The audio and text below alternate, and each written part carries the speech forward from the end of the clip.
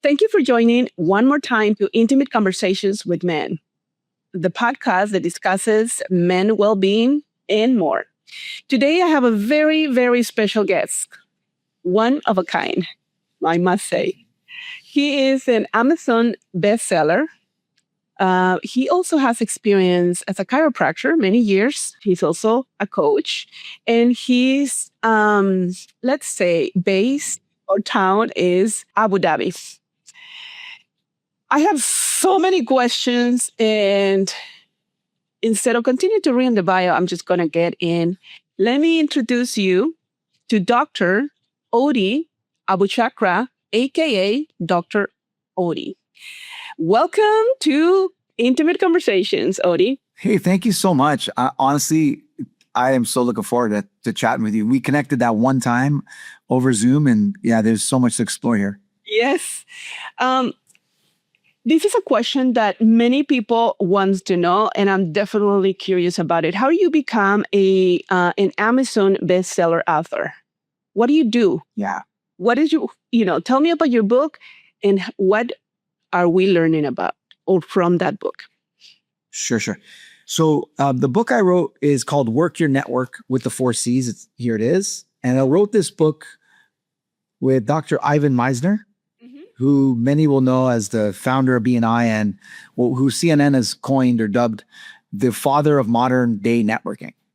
Oh. So it's really a networking book. Mm-hmm. And of course, it's a bestseller because anything Dr. Ivan writes is a bestseller. So I've been blessed to have had the opportunity to co-author with him. And the book is really about what are the key qualities you need to signal to win over the confidence of others. And I opened the book with my father walking into my center in Toronto, Canada. I was 27 years old. I just opened this chiropractic center. And my dad said, "Son, I really love what you've done with the place." I knew he was coming, so I prepared everything, the brochures, the fire, the equipment, of course. And he said, "I love what you've done." And I said, "Thank you, Dad." And he said, "But it's missing one thing." Oh boy, Huh? Of course. And I said, "What's that, Dad?" And he said, "Patience. This place is empty." And I said, "Hold on a second. I mean, don't you got to give people time to find out about me? Don't I need to have patience and wait for people to come?" He said, "No, son, that is your first mistake. You don't wait for people to find you. You go out there," and you know all about this, Elena. "You get out there and you network." And what my dad didn't know is that I was not only terrified of networking and public speaking, because they kind of go hand in hand. Mm-hmm. I was also terrible at it. So that's a lethal combination, being terrible and terrified. And so that's where my journey started with the book. Yeah, with the story anyway. That's in the book. It's very interesting that you said that. I'm recently training with Andrew Bustamante, who is a former CIA. His clients are country leaders. And one of the things he talked about is networking, how important it is. He trained individuals as a country. So tell me more about what the 4 C's are. Sure. So since writing that book with Ivan, I've actually written 4 books, one on each C. You can see them behind me here. Oh, yeah. Competence, credibility, clarity, and connectivity. Yeah, it's kind of, yes. Which is the most important, the connector, yes. Well, I don't know if it's the most important. I think they're all important. But the 4 C's are the 4 qualities you need to signal. In other words, people need to perceive you to be competent, right? That you have expertise and experience and therefore capable of delivering results. That's first and foremost in business. And, there's a saying that says competence gets your foot in the door, right? But credibility keeps you in the room. Credibility is trusting you not as a professional, because that's competence, right? Trusting you can deliver results for people. Credibility is trusting you as a human being, right? That you have their best interests at heart. That you have what I like to call a high value on human relationships, right? And so competence gets your foot in the door. Credibility keeps you in the room. Clarity of communication, which many people have the competence and they have the credibility, but they don't have the clarity. And I'm not talking about clarity of thought. I'm talking about clarity of your messaging, right? How clear the message is and how clear the messenger is. And credibility Yeah. You give me an example of clarity, an actual example, something that happened to you or something that happened to somebody else, just to be clear of what clarity is. 100%. Too easy because the book is, I mean, each book is 5 to 6 hours of audio. Oh, And so there's lots of examples and lots of stories. I'll tell you one story is I used to stand up when I used to network. oh, Because okay. when my dad said, get out there, I went out there and network, right? Mhm. And I'd stand up in front of a room and I'd say, hello, my name is Dr. Oudi. I'm a chiropractor. We treat vertebral subluxation complex, which helps address the myopathology, the neuropathology to help the central nervous system flow. And people were like, you lost me at hello. Yeah, I can see Yeah. that. So that's an example of lack of clarity. Yeah. And so if competence gets your foot in the door and credibility keeps you in the room, clarity keeps the conversation flowing. All right. So, just to summarize a little bit what we got so far, networking is extremely important because that's how we're going to go out there, our services. When we need something, we have the right person, right? Referrals right now, it's a big deal. Um, Based on that networking, there is four C's that are important to address. One of those is clarity, connectivity, competency, and I forgot the other one, Credibility. Yeah. credibility. Um, why it's important to have clarity? Because we can have the most amazing service, but if we're not able to express what with our service, we lost the person right there. So there's no the investment. Instead of investing, we're spending our time and not in a way that is going to give us a profit. Excellent. That's correct. And connectivity is when I shared the connectivity with a royal family member in Bahrain, she said, Oudi, this might be the most important C of all, as you said initially. She did say that. She agrees with you. And the idea is that when someone perceives you to be well connected in a room, in a company, or in a community, they're more likely going to want to rub shoulders with you. And in fact, all the C's interact. They affect one another. So when a person stands up and is about to speak and you perceive this person to be well connected, you listen. So you can see connectivity actually highlights their clarity. Whereas if somebody is, they're alone, standing in the corner of the room, or you don't really perceive them to be well connected for whatever reason, then they're not going to be the kind of person that you gravitate towards, and you're less likely going to want to rub shoulders with them.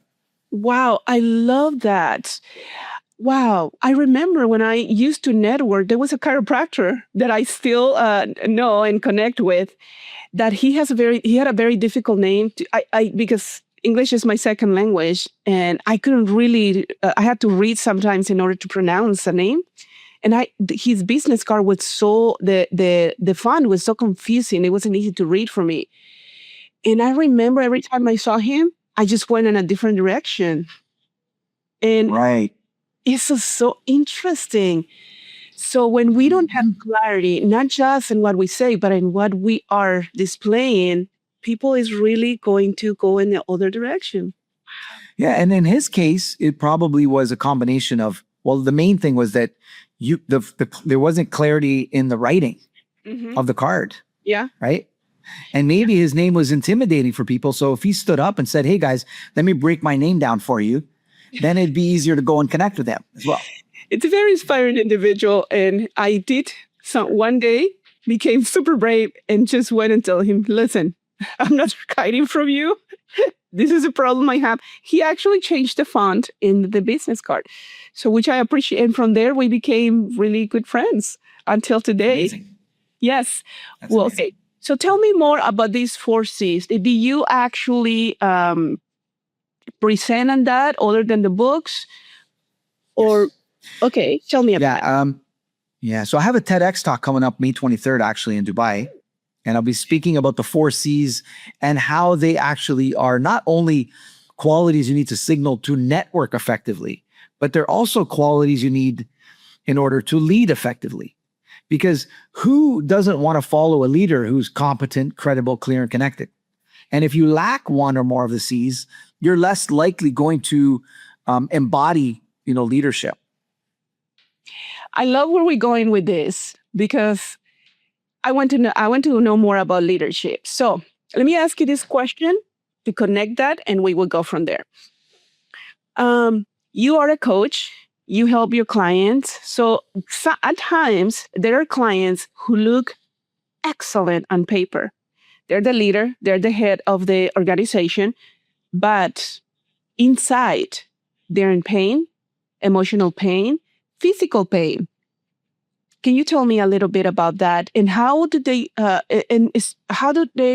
just keep going without addressing that? And how do you help your clients, please? Yeah. So first of all, they aren't going to be going for long. They're probably going to redline, or they're probably going to burn out, or they're probably going to, fall into depression or something if they don't address what's going on inside. Because when there's pain on the inside, it's going to manifest on the outside. Like I said, when I was terrified on the inside, I was terrible on the outside when it came to networking. So it also applies to leadership. I'll give you a quick story that I think maybe will touch on the point. Is I was in the room sitting across from a group CEO. And the first words I said to him were, how can I help you? Because he was looking for coaching. I didn't know who he wanted the coaching for. And he said to me that I have this guy. He's the head of one of my departments, and he drives me crazy. I love this story already. And I think he needs coaching. So here's my exact words to him. And this was like the shortest amount of words I used to close a deal. I think it was like 15 words or something. I said, let me see if I get this straight. He drives you crazy, and you think he needs the coaching.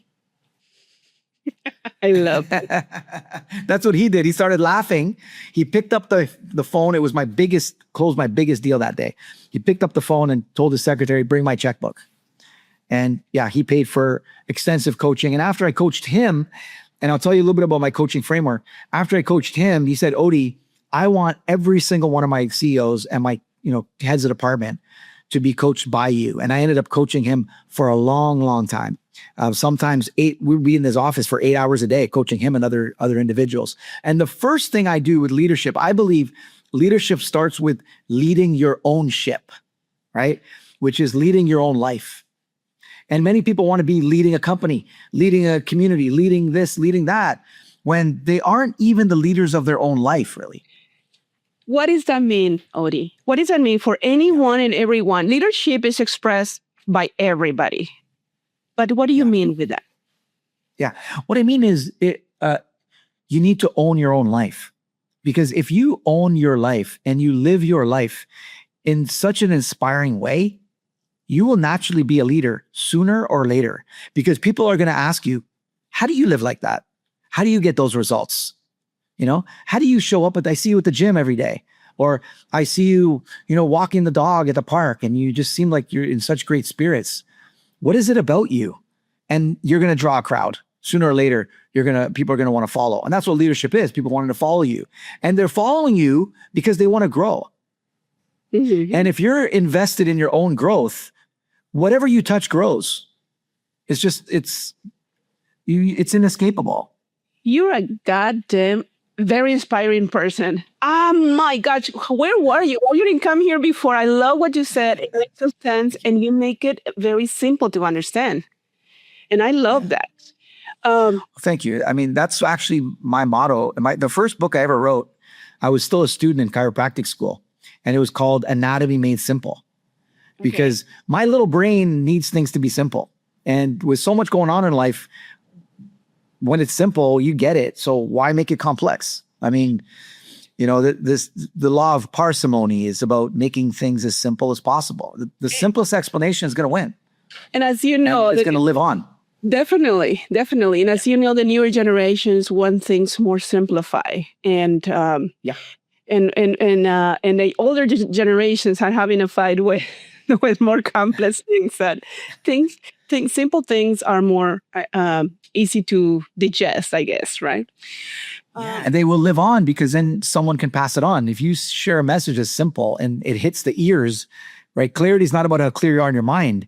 Clarity is about how clear you are in the ears and the minds of others. And if you can get it cleared in their mind, then they're going to transmit that message, and it's probably not going to be altered very much, and it's going to live on. Yeah.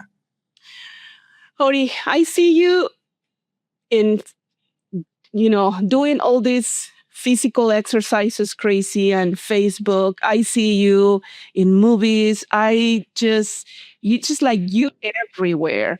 Um, Tell me, what project are you working on currently? Just curious. Yeah. Yeah, sure. I mean, the Four Cs is a major project and I love because I mean, I literally went from that empty clinic to running a multi-million-dollar center. And my colleagues used to say, where are all these patients coming from? I mean, a healthy chiropractic clinic in the US back in my day was like one new patient a week, and it's a healthy practice, depending on the type of clinic, et cetera. Without going into details, I was seeing sometimes upwards of 5 a day, and they'd say, where are these patients coming from? And I would say, the Four Cs. And then I'd get into a conversation about what they are, et cetera. And really to them, it was networking. They just saw it as networking, but it really was networking with the Four Cs. And even now that I think I mentioned the movie that I'm releasing soon, coming out next year, called Inspired, and people can look it up if they want, inspired.movie. And people ask me, how are you doing a movie? And how did you get the likes of, Brian Tracy, Joe Vitale, John DeMartini, and Ivan Meisner?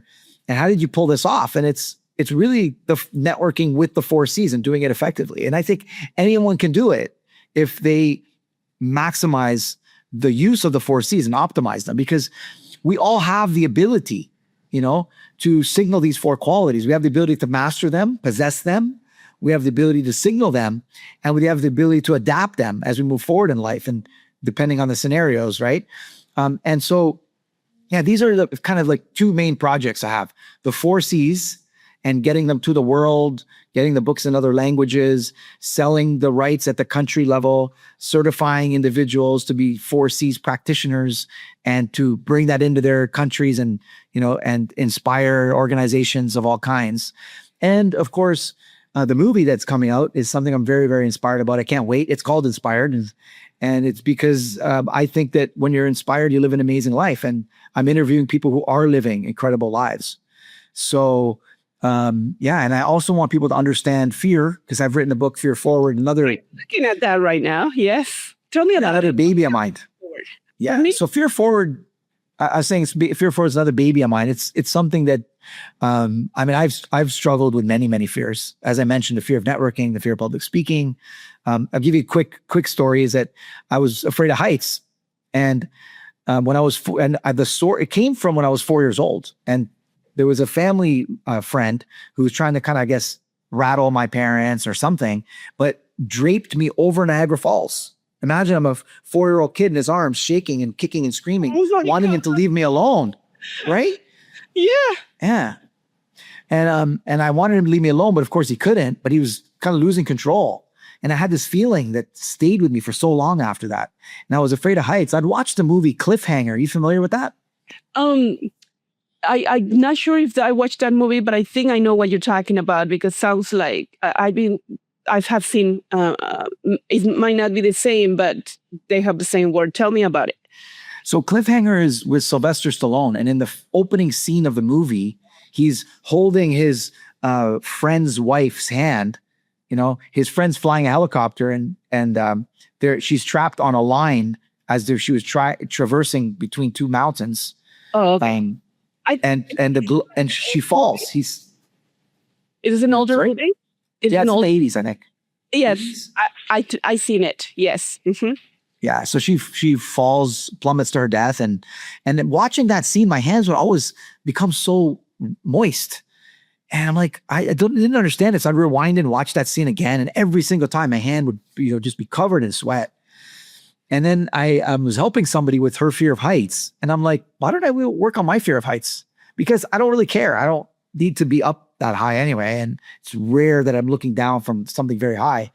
I said, let's just address it for the fun of it. So I cleared it. And and I've jumped out of an airplane since just to prove it. But the concept in Fear Forward is simple, okay? And that is that we're taught that what we're afraid of above all else is the fear of the unknown, right? I love where this is going. I keep talking. I'm not even going to ask questions. Just keep talking. Okay. So Oh, fear of the unknown basically says that we're afraid of this mystery of tomorrow, right? Like when I asked someone, why are you afraid of getting on stage and speaking? True story. She said, I don't know. And I said, what? You're afraid of the unknown? She said, yeah. I said, no, you don't actually fear the unknown. You can't fear something you don't know. You must have substance in the mind, something that it's anchored to. Because to generate an emotion, there's got to be something in your thoughts.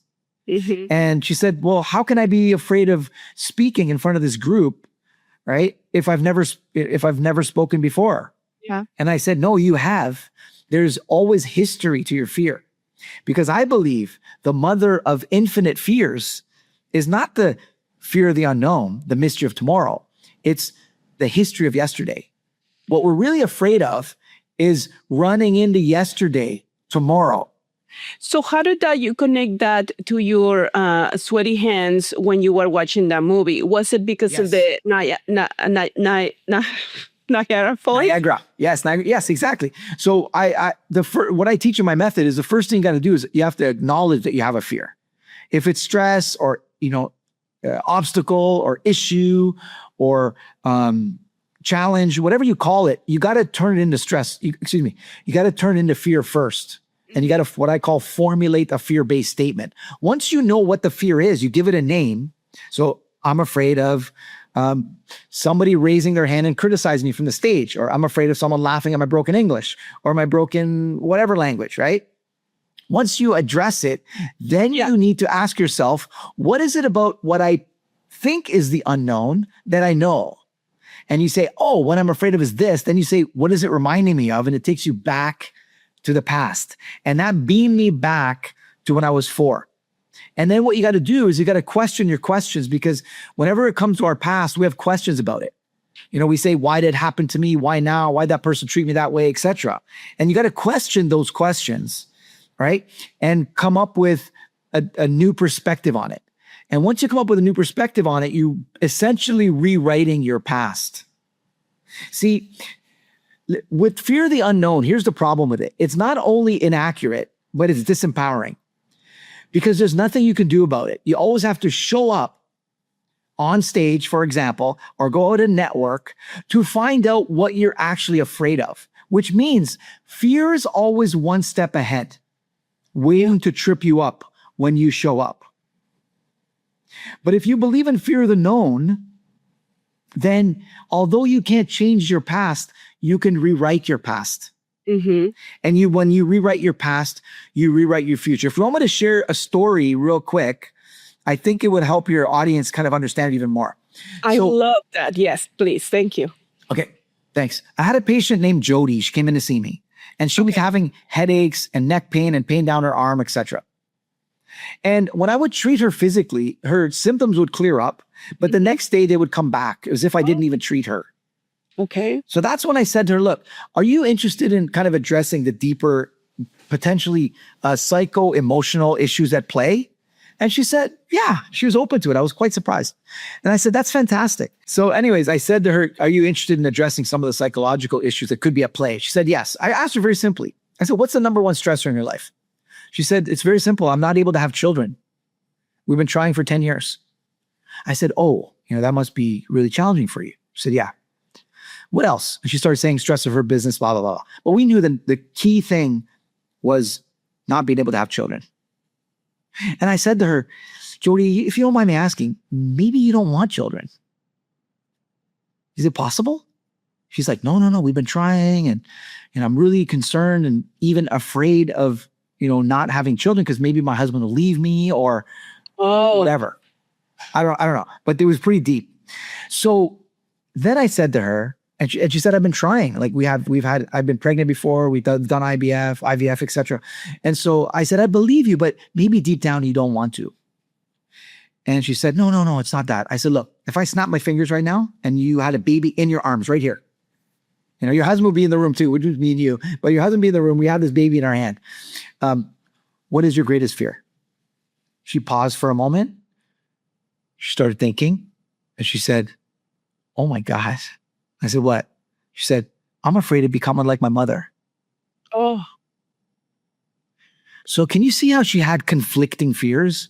She had this fear on the one hand of not being able to have children, and she had fear on the other hand of actually having a child and being like her mother. Mm-hmm. And I explained to her that you can't be afraid of this unknown. You're afraid of something very specific. So something must have happened with your mother. That was my guess. She said yes. When she was 16 years old, she got into a fight with her mom.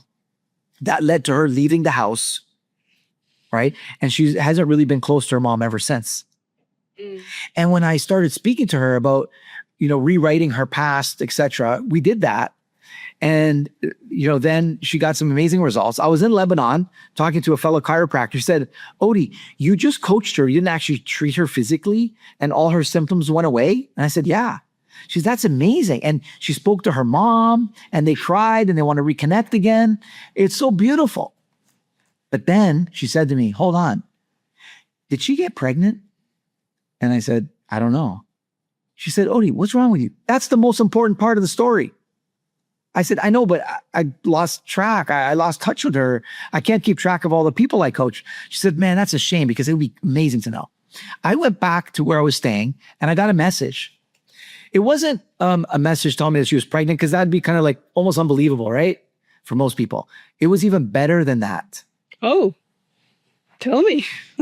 She sent me a picture of her husband, and her newborn baby from the operating room. Oh, no. That was just born.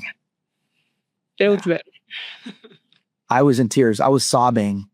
And when my wife and her sister said, are you okay? I said, I'm more than okay. I'm perfect. I was taking in this beautiful view and everything was just perfect that day. And that's when I realized, you know what?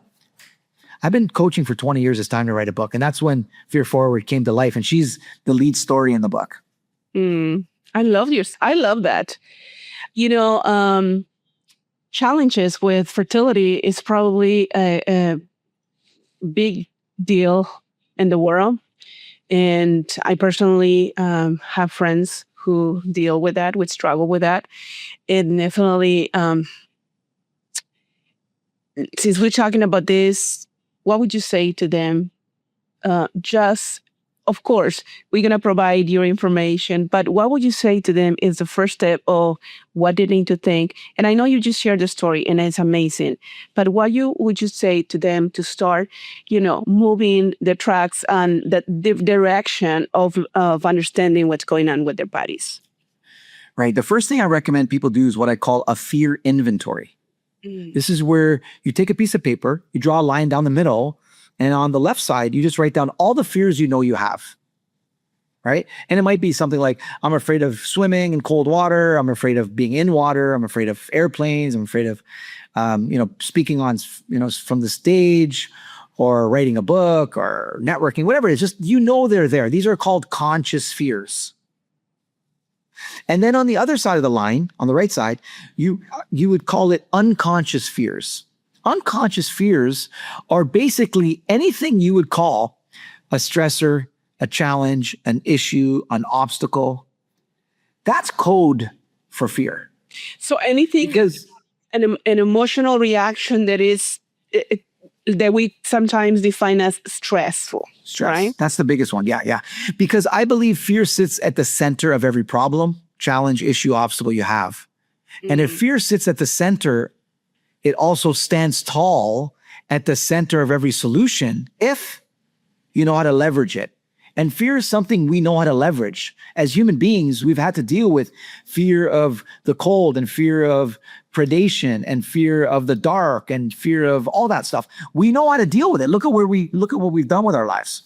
And most important, Audi, fear of not being loved. I think that's like definitely something really big. Most people, absolutely. For being authentic, right? That's a big fear of being authentic and not being loved for who we are. 100%. And again, for me, that falls under the fear of history repeating itself, because if you have a fear of being loved, you probably had an experience where you didn't perceive you were loved, and you don't want that to repeat. Because anything in your life, in your past, that you label as negative, right? Unwanted, you naturally want to avoid it repeating. Absolutely. So when people stress us in the now, it really has less to do with them and more to do with what they remind us of our past. Mm-hmm. Right? So what I would say to someone struggling with fertility, with business, with health, it doesn't matter what it is. The first thing you do is make a fear inventory of all the fears you know you have and all the fears that are potentially hidden and labeled as something else. And then you got to prioritize them and find out what the top fears are, because whatever goal you have, you want to clear the fears associated with your goals, because what most people do, and as Tim Ferriss beautifully said in his TED talk, fear setting is more important potentially than goal setting. Because if you don't address the fears, this is how, the way I like to phrase it, if you don't address the fears related to the decisions you need to make and the actions you need to take to achieve the goals, setting, audacious, big goals, big, hairy, audacious goals, is really not gonna do it for you, because you're not gonna actually make the decisions nor take the action required to achieve them. Mm. So just to summarize a little bit of that, it's a lot of information. You make it simple, but it's a lot of information. So make a list about anything that is perceived challenge. Anytime that we don't perceive to be moving forward on a goal, try to make a list of what is the fear on that goal. And if those are the things that this is the conscious mind, and then go back and see anything that happened in the past that we would not like to relieve again related to that goal, that will be probably an unconscious mind, correct? That's correct. I wouldn't actually recommend going back until you figure out what the fears are. Okay. So ask yourself, what you said is right. List your fears that you know you have, and then list anything that you call a stressor. Put that on paper, or obstacle, issue, etc. Once you do that and you prioritize, here's the number one fear I want to work on, because that's going to get me closer to my goal. Then you ask, what am I afraid of? Get clear about what it is. And then you'll ask, what is this reminding me of? And the mind will beam back, like it did with me, to when I was 4 years old. Or in Jody's case, it'll beam back to when her mom criticized her when she was 16, and she's afraid of becoming like her mom because she doesn't want to criticize her child that way. Mm-hmm. And what I didn't share in the story that may be relevant, she did criticize her niece the same way her mom criticized her. And that's why she's afraid of repeating that. And she couldn't even say it. I said, let me finish your sentence for you. You're afraid of repeating that with your own child. And she said, yes. That's when we went back and rewrote her bus. But she was already doing it. She acknowledged she was already doing it, and she knew it was going to happen with her kid. And that's, therefore, something in her body was not wanting to be that kind of mom. And right, because it's almost like, think about it. It's like you have your foot on the gas, right? You want to move forward, right? Mm-hmm. Have a child. So do everything it takes to have a child. But then the other foot is on the brake, saying, hold on, remember, if we have a child, then what happens if you do what your mom did? See? Oudi, would you be able to give me an example about this in the labor force, or professionally speaking, which most people can relate, men and women, please? Yeah, sure.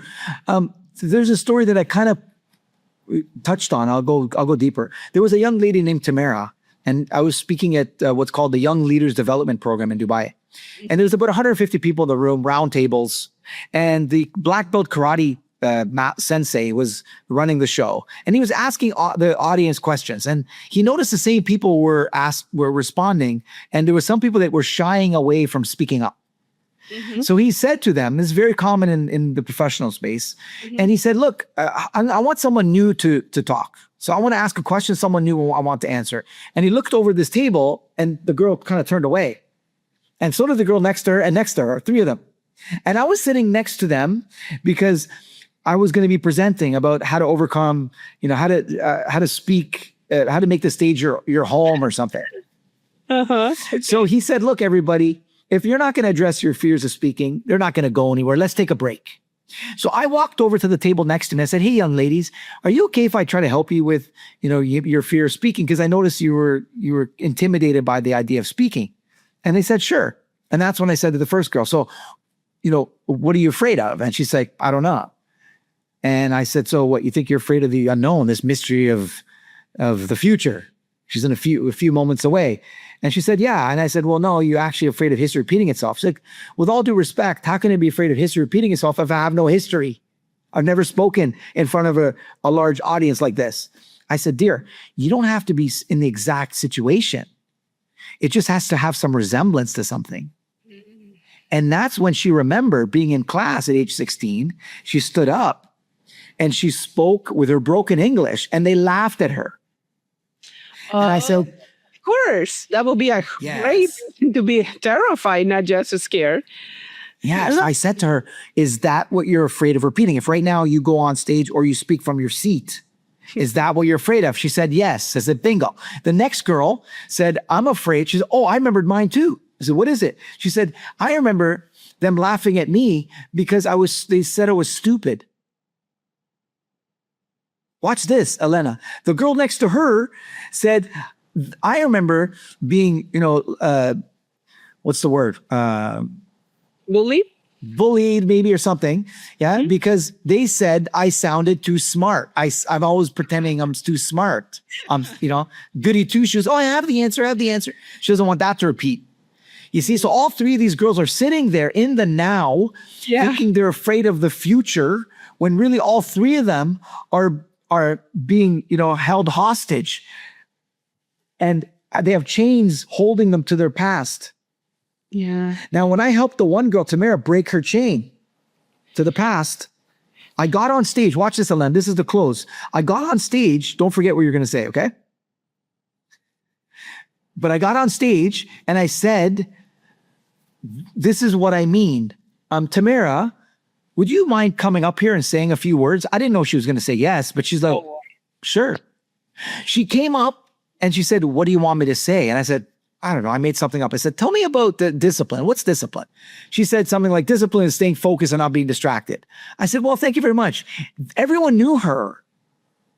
So these 100 people just saw the smallest little petite girl in the community walk on stage like a lion, right? And the crowd roared. It was incredible. And you could see the sea part as she went back to her seat. Like, it was just the most beautiful thing. And that's what I was trying to show, is that in real time, I was showing how you could take someone's past, rewrite it, and then the fear of the future just drops off. It's the most beautiful thing. To me, having a front row seat and witnessing that, when I coach people, is the most gratifying thing for me. I love this story. Well, especially because the number one fear, since you're talking about fear, the number one fear, even more than die, is public speaking. The question I was going to ask you earlier is, do you have actually exercises in the book that people can do to accordingly to their fears, etc., like steps or something? 100%. It's a 4-step method. FEAR. Oh, all right. I love it. I'm definitely going to order that book as soon as I done with this podcast. Thank you, Lena. And I think that, again, the biggest fear is public speaking. If you were able to address that and then learning and understand from that book, what else can you not do or conquer? And fear is the number one reason for people making decisions or not making decisions, for actions and inactions, right? Yep. We mostly make decisions or doing or not doing something based on fear. And the primary one is about money, right? Which is very important. A lot of people see money with eyes of fear, such as the people who have a lot of money get in more troubles or stress, or they don't rest, or they don't vacation because they're thinking about money, or based on our own stories. Yeah, that's a big one, money. Yeah, and people have conflicting fears there too, right? The fear of, I don't have enough, right? Or the fear of, what if I actually fall into money? right? Yeah. Yeah. So, I had one gentleman that basically spent his last, I mean, he was going to gas stations, filling up gas and then running away because he barely had any money. And he's a single dad with 2 kids. mhm. And when I sat with him, I said, well, what would be your fear if you landed on money? And he started crying. And I said, what are you crying? He's like, if I had money right now, I know for a fact that I would be doing something that I would regret, and it would probably cost my children, and I'd be in jail. It was something very specific he knew he would do. If he got that money, he's going right there. It's an ugly story in terms of like where he would go and what he would do and all that.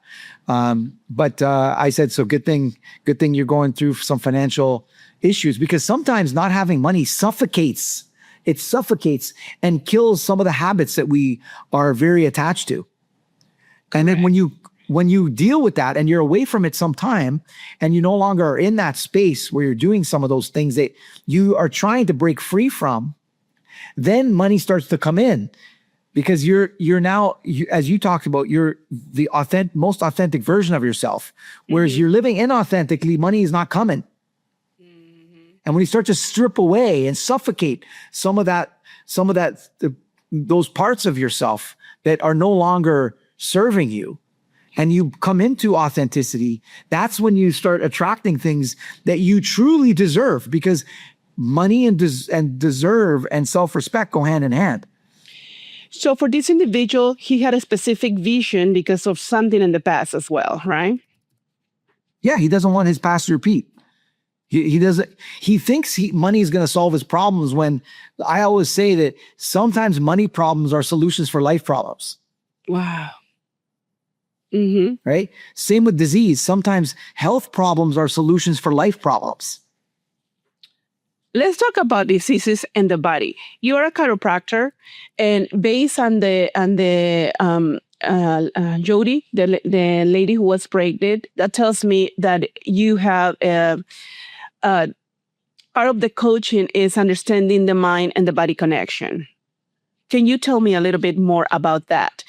About what we create, how we create this, and give us another example of something probably a little more like an illness instead of pregnancy. Does not consider an illness, but it is. Well, I have lots of stories. Okay. First of all, I would like to tell people that one of my leading mentors, Dr. John DeMartini, is a master at this stuff in terms of the mind-body stuff. He's incredible. He's such an amazing individual. He's going to be in my movie that I'm releasing next year called Inspired. So a gentleman came in to see me. It's a very controversial story, and I polarize people with this story, but it's just the story is what it is, right? So he came in to see me, and he wanted to ask me, he said, Oudi, what do you think of cancer? All right. And I said, well, you really want to know what I think, or do you want me to tell you what everyone else thinks? He said, no, I'm asking you because you sometimes have a different way of looking at things. And I basically said, look, why did you invite cancer into your life? That's what I started with on purpose, just to try to, just to be a little provocative and to get him really thinking. And he said to me, hold on a second, Oudi. What do you mean? You think I'm somehow like responsible for this? I said, I'm just proposing that question. Have you thought about that? And he said, no, that's ridiculous. And he left. He calls me a few days later. He says, hey, can we meet outside the clinic, not in the clinic this time? I said, sure. And this is when my coaching practice boomed outside of coffee shops. Yeah. And so he said, do you remember when you told me that, why did I invite cancer in? I said, yeah. And I also said to him on that first day that sometimes health problems are solutions for life problems. And he said, you're right. And I said, how? How so? He said, well, I don't know how I forgot to tell you this the last time we met, but I remember, watch this. Don't we all forget things to tell the doctor, Yeah. Watch this. He said, man, I remember a year ago going on my hands and knees. Oh. Get this. I've never heard this before. And praying for cancer or something big. Those were his exact words. cancer or something big. And I know this guy, I care about him. That's when I said, what the bleep did you do that for? And he said, Oudi, most people don't understand my life. I work with some very high-end individuals and in the country. And when they say we're going away for a month and it turns into 3 months and I miss my son's birthday or my wife's wedding anniversary, I have no control over that. He said, Oudi, do you know what it feels like to watch your family drift away from you and you just can't reach them anymore? And I said, no, but I can imagine how difficult that is. And I said, so basically, you have what I like to call an unconscious will to be ill. Unconscious will to be ill. Right. Right. A year ago, it was conscious because he went on his hands and knees and said, please give me cancer or something. That's a conscious will to be ill. He's praying for it. He manifested that. Right. Okay. Now with cancer, there's lots of variables, and I'm not trying to minimize the fact that there are other factors involved. Okay. It's a multifactorial thing, but this is the part that most people don't give attention to when it's a part. And sometimes this part can make a massive difference because will is massive. It can make a huge impact. Someone who prefers to die, you can do all the treatment you want and they may not come back. And I've seen people at stage 4 cancer that I've coached and did not want to live. They did not want to live. Okay. Now watch with this guy. I said, so how can I help you? He said, I want to know what to do. I said, step 1, you got to pull the handbrake on it. You got to pull the brake, slam the brake on the unconscious will to be ill, and slam the gas on your conscious will to be well. You with me? Yeah, I am. Okay. So Stop the unconscious will to be ill and go on the conscious will to be well. Well, exactly. Okay. So that's what we worked on. And if he couldn't communicate to the people he was in business with it, guys, I'm losing my wife. I'm losing my kids. Like, I can't do this anymore. He couldn't communicate it. And so if he can't communicate it, your health problem solves your life problem. And in his case, his business problem. He did. He's so because it did the talking for him. Because once he had leukemia, he can then, hey guys, I can't go. I have treatment. I got to travel, etc. You see? But then when we changed his communication, he actually moved away. He moved to North America and changed his life. And he reversed the disease process through the miracle of the conscious will to be well and stopping the unconscious will to be ill. He flew back to just thank me. He flew back, literally 14-hour flight. And he said, I'm in town. Hey, great. What are you doing in town? He's like, let's go for coffee. I'll tell you. I said, so what brings you to town? He said, I came for one reason. I said, what's that? He said, I want to thank you. I said, man, are you kidding me? You could have just sent me a message. Like, this is like touching my heart. We had dinner. We stayed up. We laughed. And he's like, Oudi, your work is incredible. It needs to get out there more. And I'm just so grateful for you. And I said, man, I'm grateful for you. It was such a beautiful story that I'll never forget. And I haven't shared this story in a long time. And I seem to, it still lives in me and it's ready to be in a book or in something. This is for your podcast. Yeah. Here. Thank you for sharing this. For the first time ever, Oudi shares the story. Not the first time ever, but the first time I think on a podcast. Yeah. I've shared this in like conversations. It's not in any of my books. Yeah. I love this. So thanks for making it happen. Yeah. How many years have you been doing this? And what inspired you to do it? Let's talk about you now. Now I'm more curious. Halloween. All right.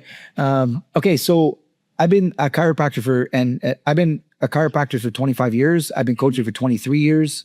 I kind of done coaching, speaking, and writing in parallel all throughout these 25 years.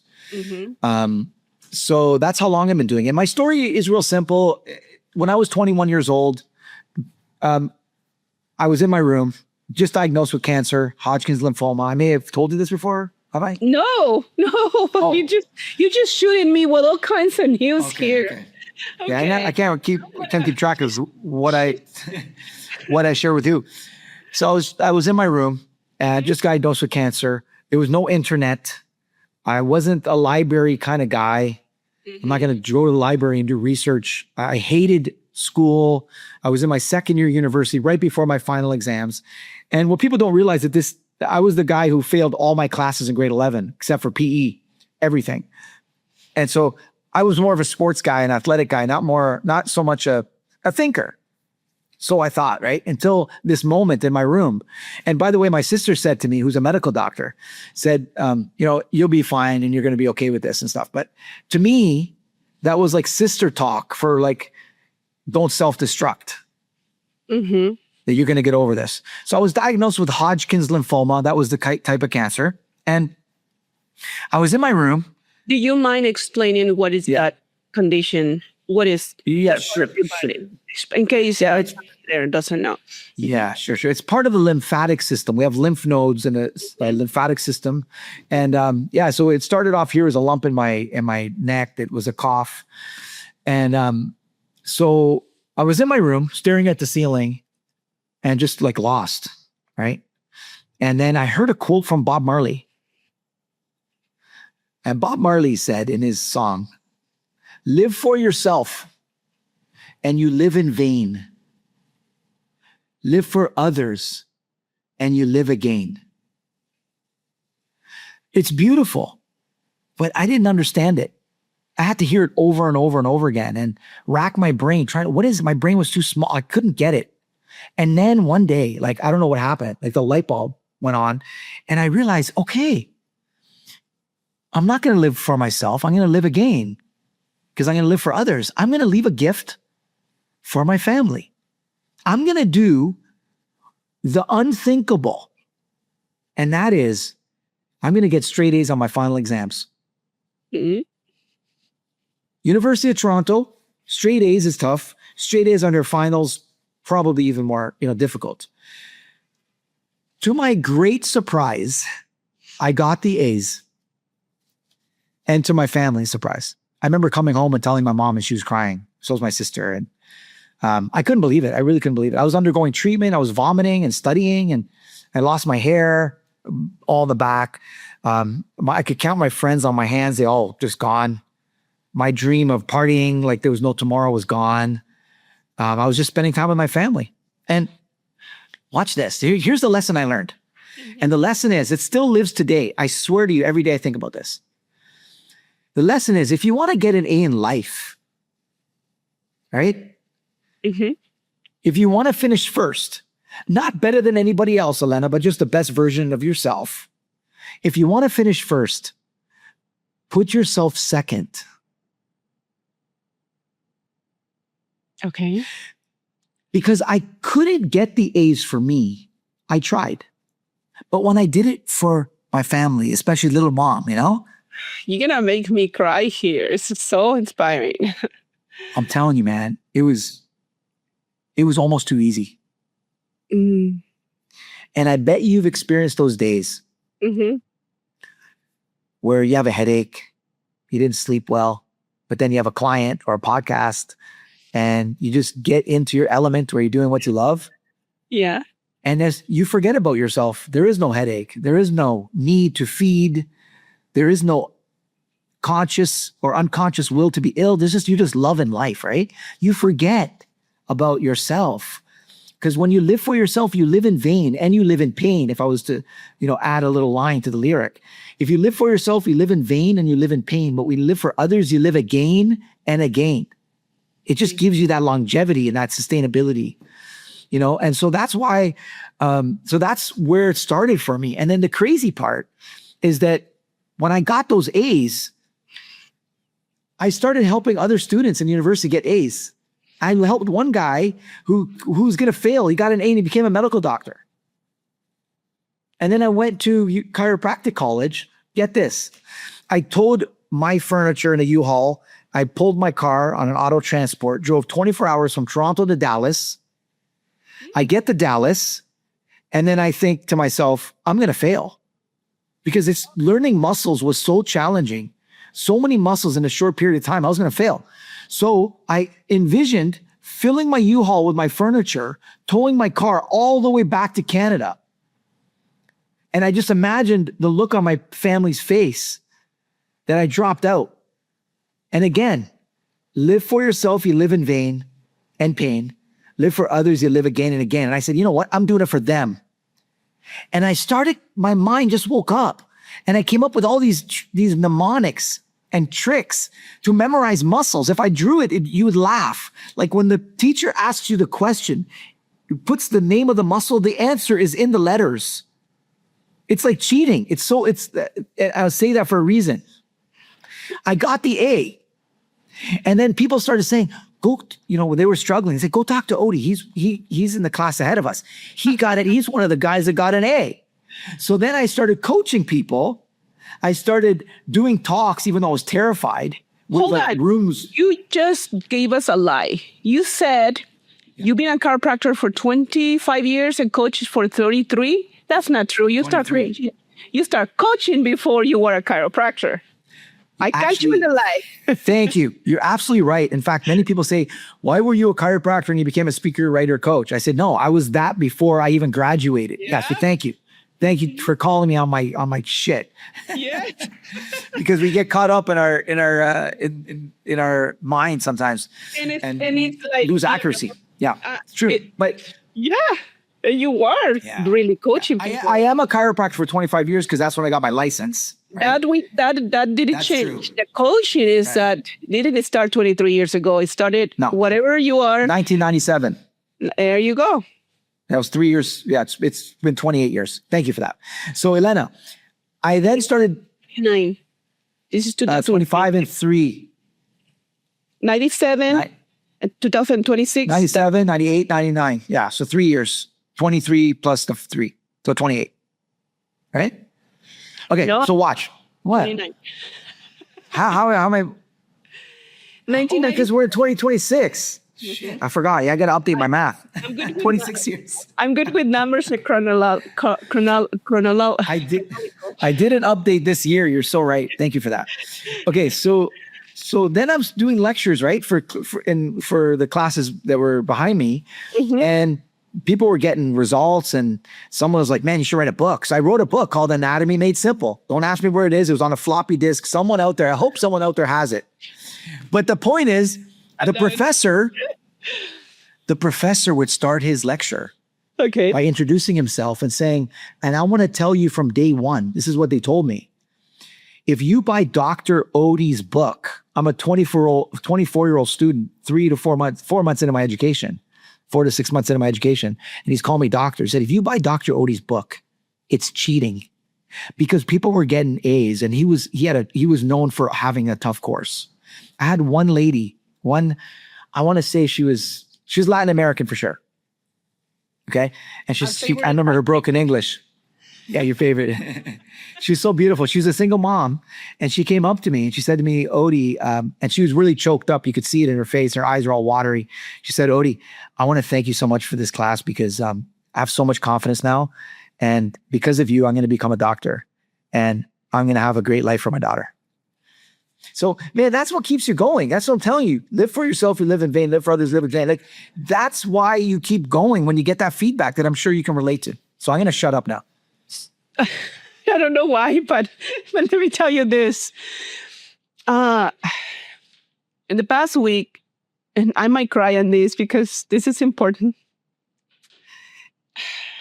I don't know if I can speak, but in the past week, I have been going back to what makes me do what I do. When I was a very young woman, I love listening to the radio, especially when they brought information that was meaningful. But the best memory I have is when I was 6 years old, listening to my grandfather's stories.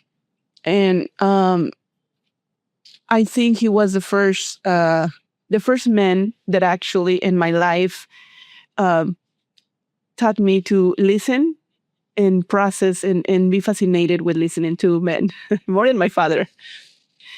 And you definitely, you definitely have that gift, the gift I can visualize because of him, and stories, simple stories, even how he got together with grandma and blah, blah, blah.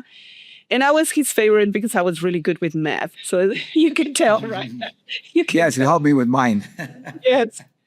So um, when I listen to you and I listen to other stories and other guests, and you have so much to share. First of all, I don't have an actual key here. You see, but I want to give you the key. I don't have the key. Oh, yes, I have a key here. I officially give you the key of this podcast whenever you want to come back. Oh, thank you. You are my most definitely uh, guest of honor as of today. If I have more than one, don't be jealous. I'm sure you have an impressive lineup. I appreciate that so much, Elena. I cannot believe how grateful I am to have and encounter individuals like you who have so much to share. It's so inspiring. And I will doubt that any individual listening or watching right now is not inspired with your stories. So when I asked you for your bio, you gave me a bunch of social media stuff. Can you give me one where people can easily find you? And then and we're gonna put everything in the description. But give me one at least right now, so you don't go into 30 minutes of sharing that. No, I'll be simple. Yeah. So basically, TikTok, Instagram, Facebook, you name it. My handle's simple. It's not Dr. Oudi. Oh, Because it's inspired Dr. Oudi, because it's the inspired version of me that they're getting. I keep the uninspired version for when I'm, alone and I go into my dark places like everyone does in their mind and in their life. But yeah, so that's why I called my handle Inspired Dr. Oudi, because that's the inspired version of me. So they can find me there. So I'm going to summarize what I have learned today from this, and thank you for giving me tears of gratitude to remind me why it's important to do what I do to bring individuals like you. Fears. Be aware of your fears. Write a book. Fear forward. Do the exercises. Anything that you're dealing with, any condition, any illness, can be reversed. When you are inspired, you will have the opportunity to reverse anything, to conquer any fear, to move forward. You have a lot of information today listening to this podcast. Very inspiring. Only because I don't want to make a podcast for 30 hours, but definitely I want to invite you back, and you have the keys now to come. Anytime that you have something to share, anytime that you have an amazing new project, because this is inspiring. And it's today is May 1st, and you have this in 22 days. I'm not sure when this episode is going to publish, but if for some reason it's not published by the 23rd, I encourage you to send the video so we can put the link on the TEDx that you're doing on the 23rd. Oudi, is there anything that in your perception has a high priority that you would love to share that we haven't talked about? 100%. 100%. One is I just want to express how grateful I am for you, because I had goosebumps. I almost started crying when you were speaking about your grandpa. If you went further, I probably would have, because that's been my dream since I was a young boy, actually. Is, whenever there was a conflict in the family, I was the one who they would call upon to get aunts and uncles to talk, get cousins to talk, etc. Friends even to talk. And so I feel like everyone's got a gift, right? And I think that's mine, is I just love connecting people and helping. And yes, I always see myself as an old man that has lots of stories to share that can inspire people, because I really believe that when you're inspired, let me say first, when you're inspired, the impossible becomes possible. Yeah. And when you're uninspired, you can barely get out of bed. That's true. And think about that. Yeah, and it goes to depression. If you know any men there, please, 80% of suicidals are men. The statistic says that it's men. Especially, this is a podcast for prioritize men's mind and well-being. But anyone can do this. But any man there who is depressed and we don't know what it will be the next step because unfortunately we miss the signs quite often. Please bring this to share this episode. This episode is going to change probably many people's lives, and I appreciate that. But before we fully close, we're gonna do three things. First, I'm gonna ask you, who would you recommend to be in this podcast? And thank you.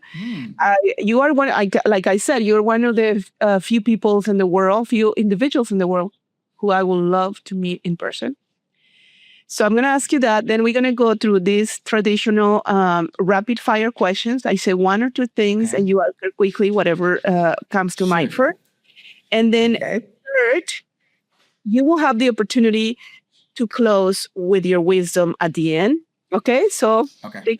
think about all those three. So who would you Got it. think is the right person to be a guest here with us? You know, I haven't had the chance to meet Joe Vitale yet from The Secret.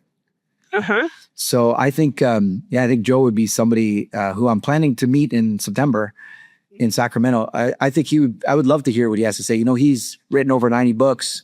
He's lived on the streets. So I think, because I think you've already had John DeMartini on your show, right? Not yet, but Oh, not yet. I assumed that you have. So yeah, those two guys would be, they're both in the movie The Secret. Those would be Mhm. two gentlemen that I would recommend that are in this kind of space. Yeah. Yeah, definitely. I'm going to add him to the list. Thank you for that. And now, Sure. are you ready for some rapid fire questions? Can you ever be ready? I'm still a little emotional. I just want you to know, but Okay. this has been so inspiring, by the way. You are an inspiring man, an inspiring individual. Thank you. Please don't stop talking. Please don't stop helping. Please don't stop ever. Okay? So I'm not going to listen to my wife then. I'm going to keep talking. Okay, fair enough. No. Your voice will transform many lives. Okay. Appreciate it. So, transformation.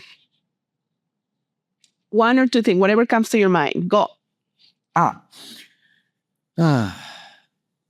think transformation starts with knowing where you are presently, Uh-huh. because what are you going to transform into if you don't know where you are? Give me a story, just one or two words. That's- oh, I see. Education. Education. Yeah, it's definitely transforming with AI here. So you better know exactly what's relevant and what's not. Men. When you hear the word men, what comes to mind? Yeah, beautiful individuals that may look like they have it figured out on the outside, but on the inside they don't. Remember, one or two words. So we go faster because we have a lot of words. Time. Okay.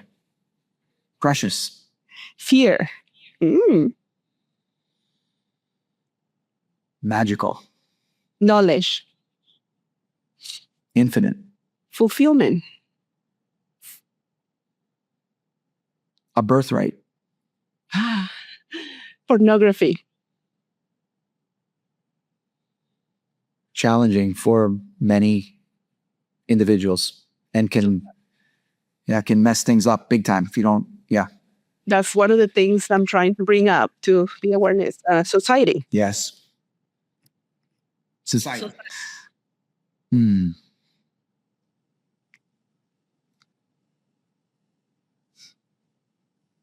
Polarized. Connection.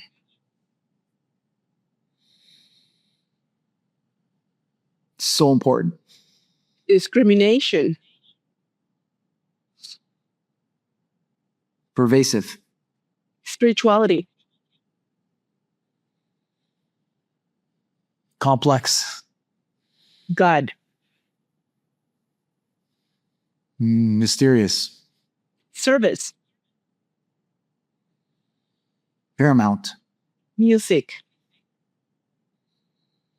The heartbeat of life. Values. Difficult for most to understand. Love language.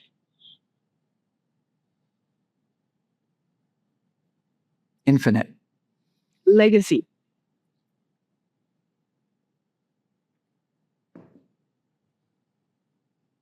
Should be a priority at a certain age. Emotions.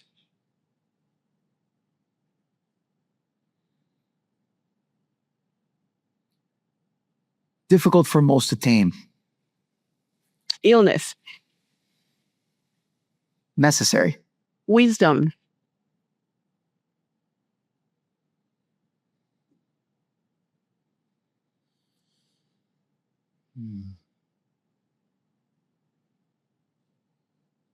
Fascinating. Health.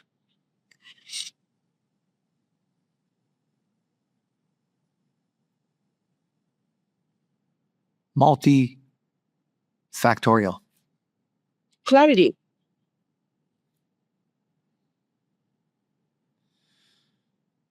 Clarity. Keeps the conversation flowing.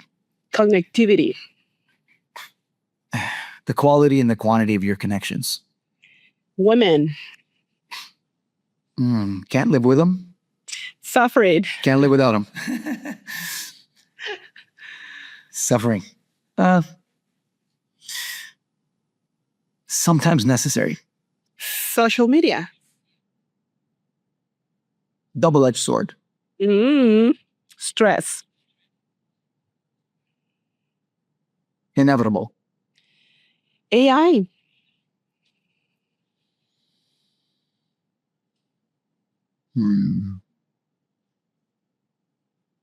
An opportunity and an obstacle. Fatherhood. A gift. Mind.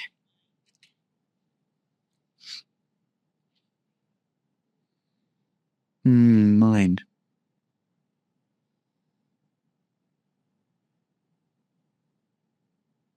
Intricate. Evolution.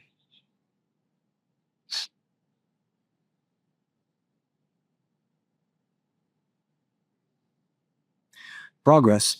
Happiness. An illusion. Soul. Infinite. Gratitude.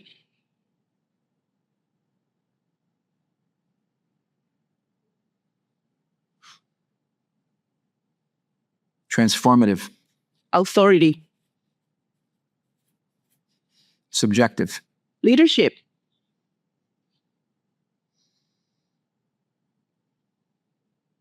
Inside out.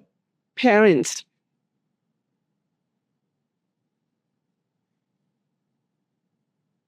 Precious. Authenticity.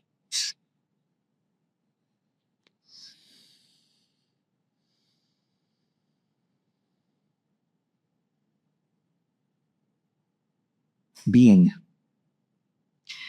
Identity.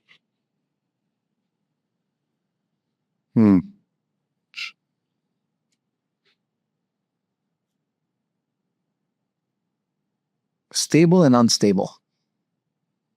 I love that. Husband.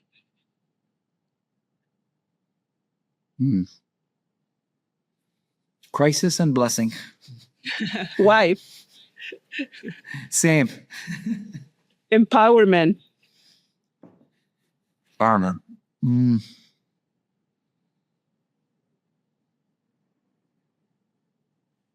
Never ending. Pleasure.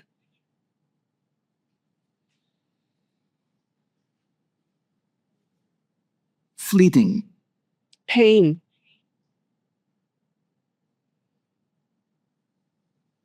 Part of life. Sex.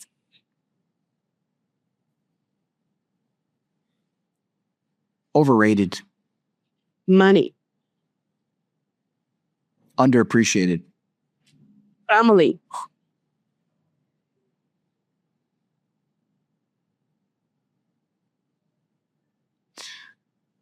I don't want to say everything, but almost everything. Monogamy.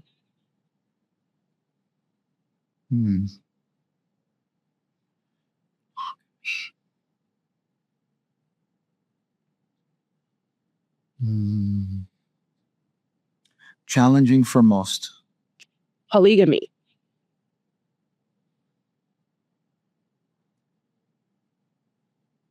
Probably complex. The body, our physical The body. vehicle, yeah, the vehicle for your dreams. I love that. Conversation, Hmm. my favorite. Enlightening. Manhood, manhood, Yeah, difficult to define. birthright,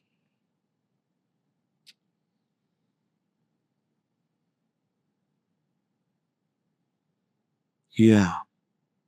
Birthright. That's a tricky one for me. um, Yeah. which there was one that you said fulfillment. You call it birthright. Oh, Yeah. okay. Intimacy, Essential. wealth, Hmm. Subjective. death,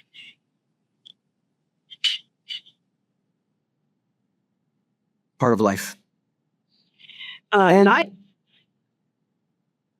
I was going to say death. I was going to say the longest living lie. uh-huh. Life, Hmm. Just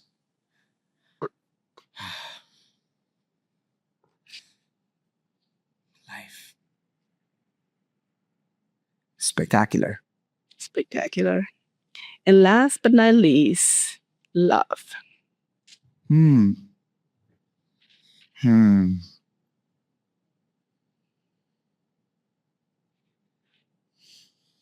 Everything. Well, it has been a pleasure having you here. And I can see you put a lot of like very present at each one of those questions. I love that. Um, it's Wasn't like easy. it's Yeah, like because the mind's, you got to stop the mind. What's the one? Yeah. yeah, what does that mean to us, right? Exactly. And it's fascinating to see, especially because it's like a different from what the conversations went about. So thank you for being here. But now is the time for you to give us your wisdom. Yeah. I mean, honestly, I think life comes down to pretty much three things: Mm-hmm.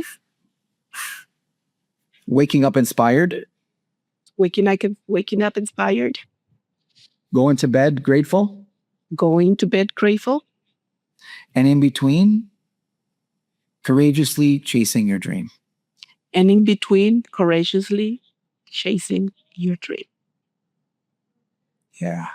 And we I can know use when I'm, I know when I'm not, if one of those three things for me is not there, I go to bed, I don't feel grateful. And that night just doesn't feel right. If I don't wake up inspired, something's off. And if I'm not, it's not just chasing your dream, it's courageously chasing your dream. Because if you are really present with what your dream is and you acknowledge the fear that is inevitably going to show up along the way, you got to have the courage to face it. Facing your fear takes courage, just facing it alone. And yeah, so that's my formula pretty much. I have I live by. I have questions, but I'm gonna stop here. I'm gonna save these questions for the next episode because I really you leave me with more questions than answers right now, which is not fair. But we had to stop at one point. Thank you, and 100%. thank Yeah, you for thank being you. It's here. been lovely talking to you, really. Thank you for your wisdom and your generosity and sharing yourself and your stories today.